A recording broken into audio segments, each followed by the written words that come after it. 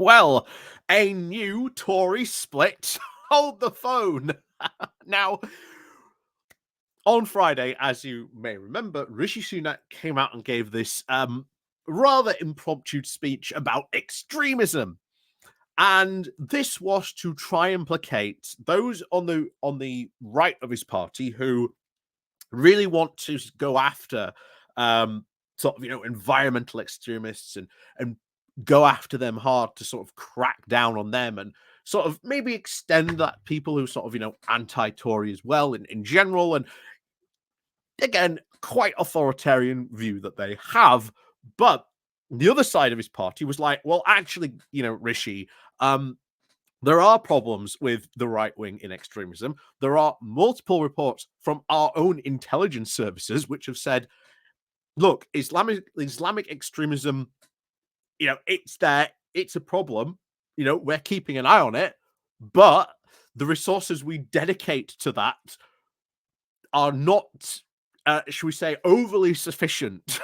Because the real threat, from what we can now see, is coming from a rising far-right threat. That's nothing new. That has been something that we've known about for quite some time. But,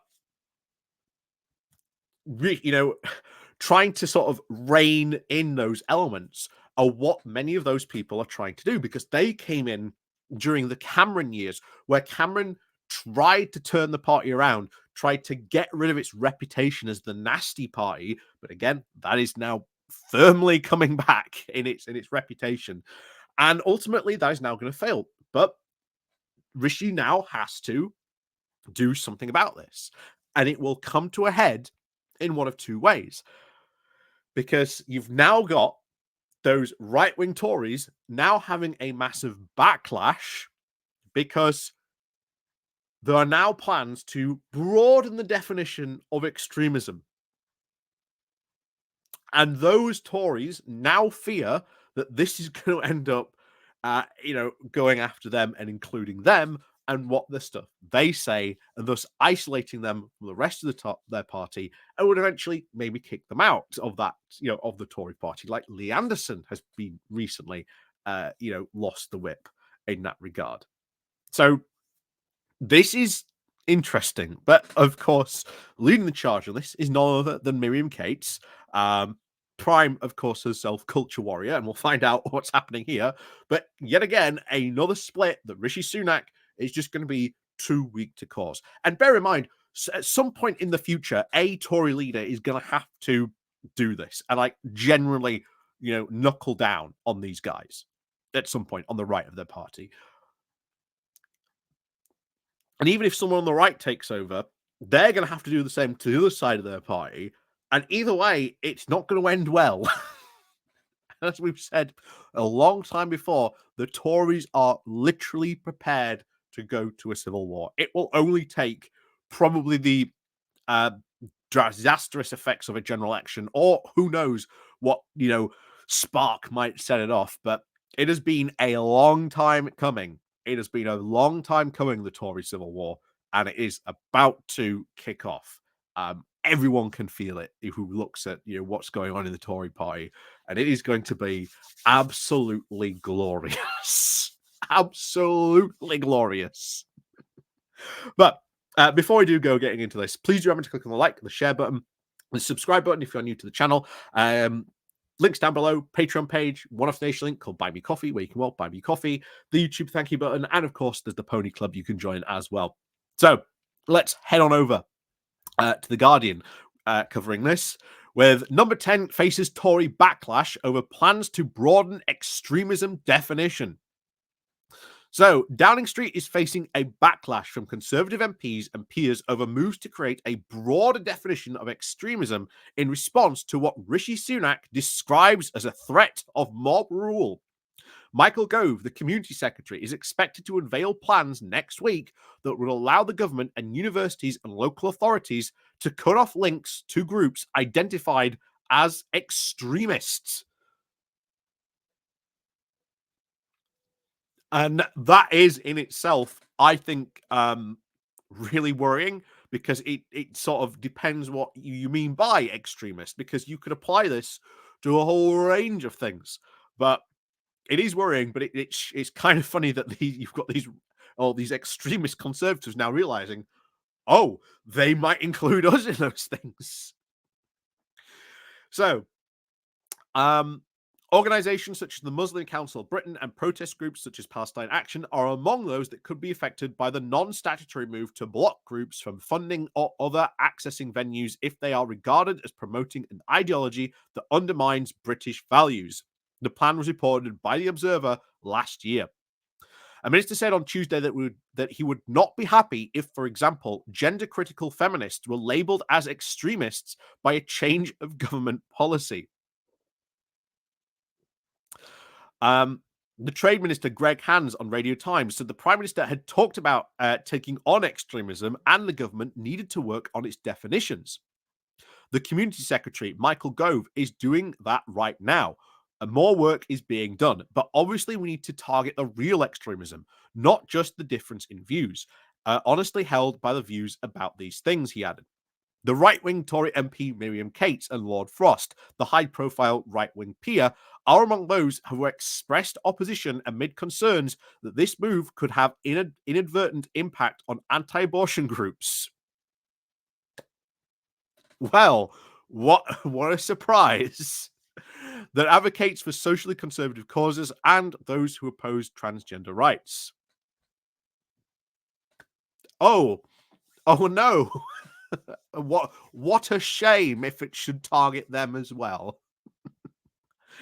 Anyway, any attempt to define extremism or fundamentally British values is very risky because one person's extremism is not one person sincerely held in lawful belief, Kate told The Guardian. An obvious example is where I am regarded where I regularly call trans rights activists extremists for believing that a man can be a woman just because he says he is, and this and that gives him the right to enter women-only spaces. But I equally am called an extremist for believing there are only two kinds of biological sex, and that you can't change sex. Again, I've said before, not my wheelhouse, so I am guessing there is a lot of problems in what Miriam Cates just said in that sentence. She continues, though. She said that these debates are what should be able to have in a lawful society. We should be able to call each other extremists, but it also means that those views should not be banned, said the MP, now one of the leaders of the new conservative groups of Tory MPs.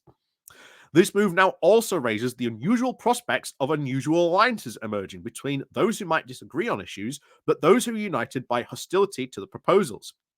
Kate has said that she'll be raising her concerns with the government and other MPs. Frost, Boris Johnson's chief Brexit negotiator, said on X that he was, quote, very much in agreement with the tweets by Kate, who said she'd used the platform to say what a broader definition of extremism was not needed. What we need now is proper enforcement of the laws that we have against, for example, incitement to violence, Frost added. So this is it. This is the Tories continuing to wrap themselves up in fits of hysteria. That there are now more and more protests sort of against them, and they are very uncomfortable that there are protests against them and the fact that of the stuff that they are saying, and they don't like that there are people pushing back against what they are saying. And this goes all the way back to that initial protest bill. When the Tories passed it, what were the police saying? They saying exactly the same thing. We do not need to use these powers. We already have powers to help control protesters and etc. We don't need these powers. And as a result, the police, so far, in a lot of cases, have just not used these powers because, as they have expressed multiple times, they do not need them.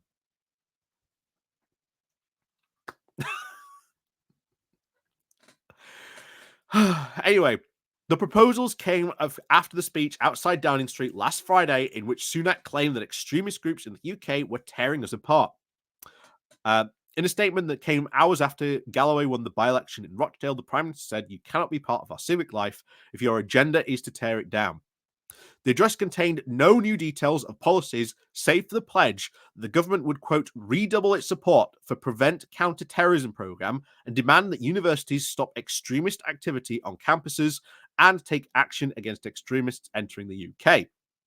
Well, we already do that.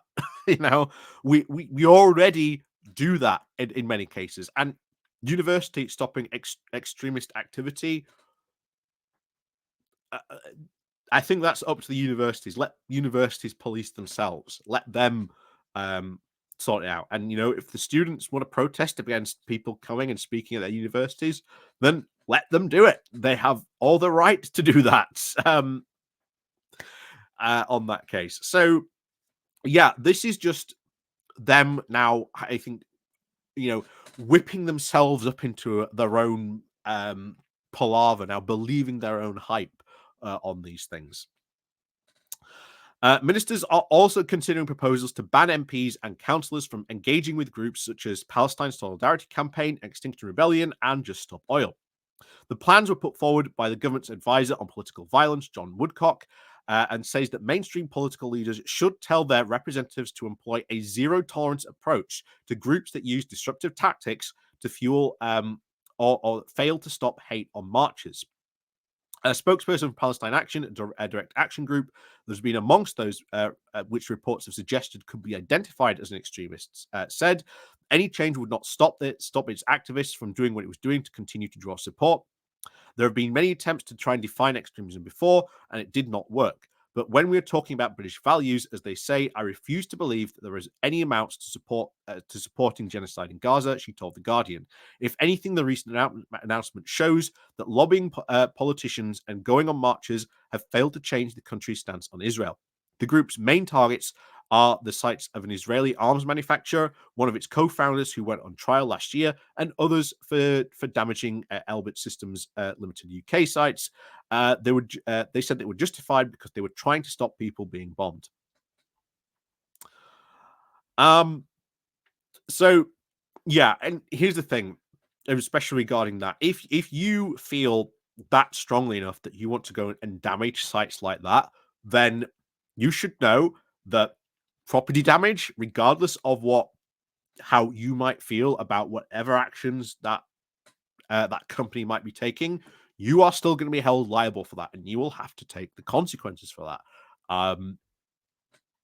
That's just how, unfortunately, the system works. But yeah, this is the Tories whipping themselves up into their own froth, and now realized, oh no, have we gone a bit too far in this? Because, you know, Miriam Cates herself going, oh, but this might be used as an example to sort of target us in this.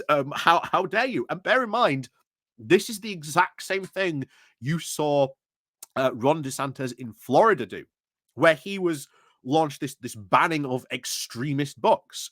And what happened? You got people on the left start to go after right-wing books, including things like the Bible in one area in particular.